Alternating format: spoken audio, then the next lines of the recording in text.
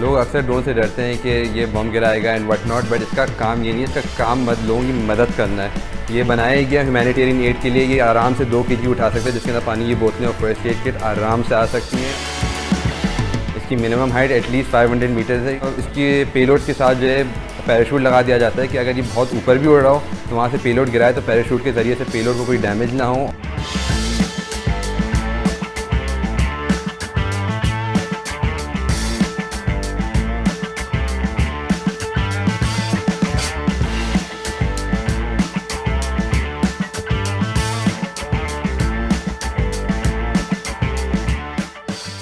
हमारा best business proposal था, हमारी बेस्ट मीडिया इंगेजमेंट अवार्ड थी। पूरे साल हम लोग का जो मीडिया इंगेजमेंट थी वो सब टीम से बेहतर थी। एंड लास्टली सबसे बढ़ के ओवरऑल पूरे कंपटीशन में we were the grand champions among all the 32 teams.